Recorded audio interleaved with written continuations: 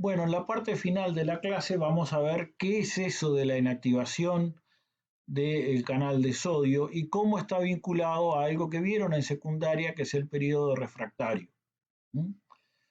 La inactivación tiene que ver con que a pesar de estar presente el estímulo, espontáneamente el canal se cierra y se tranca.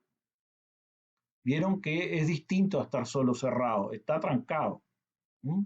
Entonces, si yo llego a aplicar un pulso acá, no voy a poder abrir el canal de nuevo, porque está trancado. Ahora, una de las primeras cosas que se vio es que en los años 70 es que si uno aplica enzimas proteolíticas intracelulares, este estado de inactivación se suprime, por lo cual puedo pasar de esta situación, donde la corriente cae a cero, a una situación donde la corriente se mantiene. Y eso lo hice aplicando Pronasa, que es una mezcla de enzimas proteolíticas.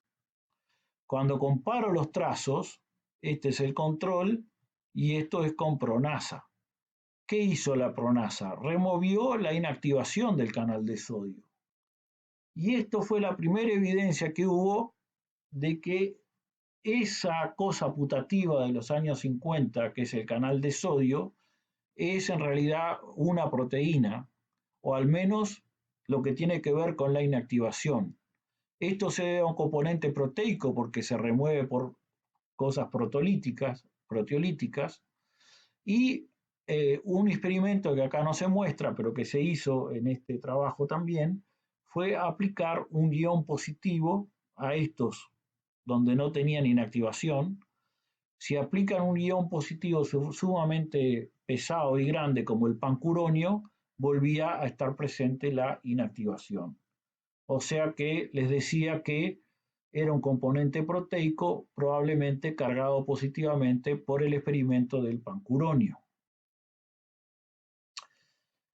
Entonces, esto me permite explicar la inactivación, que va a haber un periodo donde se va a volver inexcitable el axón. Y eso se llama periodo refractario absoluto. ¿Por qué es inexcitable acá? ¿Qué es lo que ven acá como celestito verde? ¿Sí? Porque básicamente todos los canales de sodio están inactivados. Y si están todos inactivados, están trancados, no se pueden abrir y no puede haber fase de depolarización. Así que a eso se debe el periodo refractario absoluto, acá de este color y acá indicado en rojo. Dura aproximadamente 1 milisegundo, como pueden ver. Ahora, si yo llego a estimular luego de cierto tiempo y paso a la zona marrón, puedo comenzar a generar potenciales de acciones si el estímulo es mayor en amplitud que el inicial. Se generan potenciales de acción aberrantes, pero se generan. Entonces, como yo puedo generar potenciales de acción, a este periodo refractario se le denominó relativo. Y como vemos, eso tiene que ver con la inactivación del canal de sodio. Si estoy en el periodo refractario absoluto, tengo una inactivación total de todos los canales de sodio.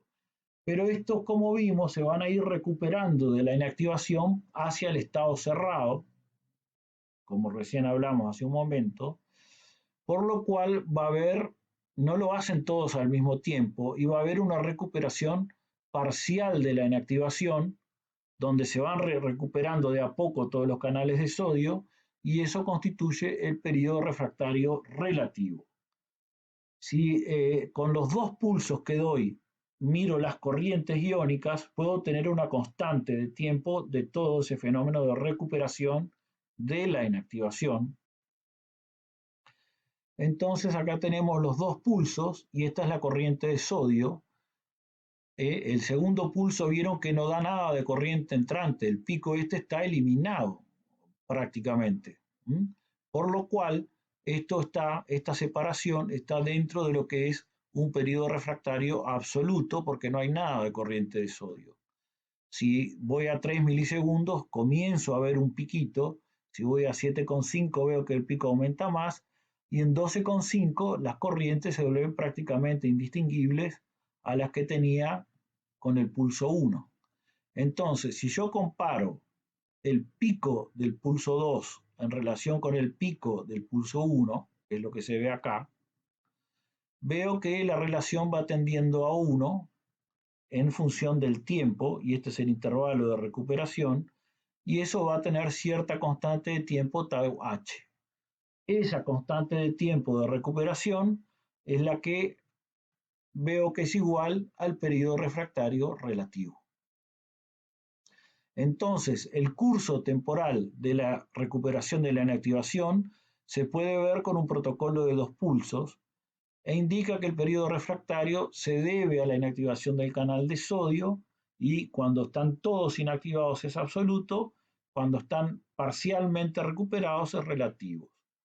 Hay otra cosa que se vio en esta serie de experimentos que no está mostrado acá, y es que es muy interesante que cuando este voltaje entre los dos pulsos es más negativo, más se acelera la recuperación. Esto es bien interesante ver cómo funcionan porque todas estas proteínas que son la base molecular de la excitabilidad, para que ustedes vean la cantidad de mecanismos que hay de controlar como tal la excitabilidad. Así que esto me permite ver la recuperación de la inactivación y el periodo refractario relacionado con el mismo.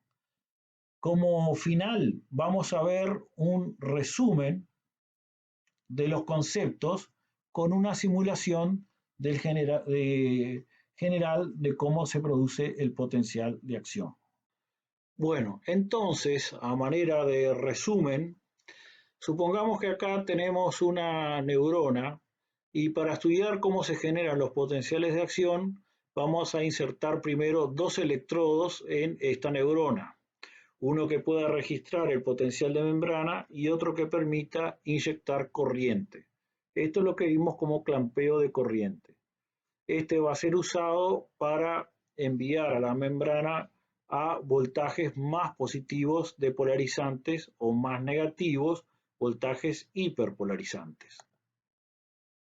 Ahí estamos entonces poniendo el electrodo de registro y otro electrodo de simulación. Vamos a ver qué pasa cuando el modelo de nuestra neurona se estimula. Los primeros 2 estímulos son insuficientes, como vamos a ver acá. Le estimulamos. Ahí se ven los estímulos.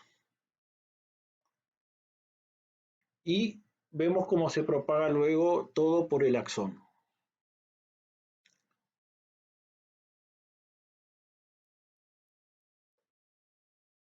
Vamos a ver cuáles de estos estímulos son suficientes para generar los potenciales de acción. Entonces, todo lo que antes veíamos lo estamos registrando acá.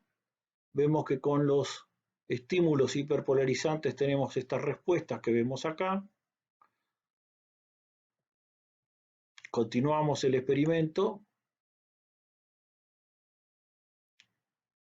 Y ahora comenzamos a dar pulsos de polarizantes y vemos respuestas graduadas ante estos pulsos de polarizantes, hasta que llegamos a un momento que este pulso hace que la membrana alcance cierto umbral.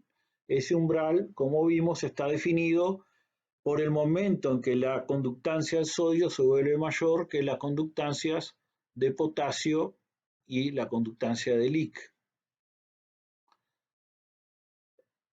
Como vemos, los potenciales de acción se van a propagar, es una onda autorregenerativa y una vez que se genera es todo o nada y se propaga de un lado a otro. Ahora veamos a qué se debe desde el punto de vista molecular estos potenciales de acción, el mecanismo de generación de los mismos. Tenemos una fase de reposo, una fase de polarización o de aumento del potencial, la fase del overshoot o de inversión de la polaridad, de repolarización o de caída del potencial, y una fase que acá está como undershoot, que es el postpotencial tardío, y finalmente la recuperación. Entonces, estos son los canales que tenemos en la membrana. Los que están en marrón son canales de potasio, y en el nivel 1, que es el que está acá, podemos ver que hay abierto cierto tipo de canales de potasio, que son estos que están acá. Entonces, ¿qué ocurre? Es un canal de potasio de fuga. ¿Qué ocurre en la medida que vamos depolarizando? Comenzamos ahora a depolarizar en la etapa 2 y vemos cómo se abren los azules que dejan pasar una corriente entrante, y estos son los canales de sodio, que los vemos acá y llegamos a este punto. Esos canales de sodio se van inactivando. ¿Ven? Acá se inactivó. Estamos entonces pasando a la siguiente fase. Se van activando los canales de potasio de manera suficiente, estos otros que estaban cerrados acá. Continuamos en el tiempo y llegamos finalmente a las fases 4 y 5, donde fíjense que aparte de tener este, que es el que estaba en reposo, tenemos más conductancia del potasio y los canales de sodio totalmente trancados, por lo cual acá nos vamos a acercar más al potencial de equilibrio electroquímico del potasio, explicando el postpotencial tardío. Pero estos canales se van a ir cerrando hasta que al final volvemos a la situación original en 6, igual a la que está en 1. Y eso más o menos es el resumen de lo que vimos como el mecanismo de generación del potencial de acción, y entendimos también cómo es que se produce toda esta fenomenología.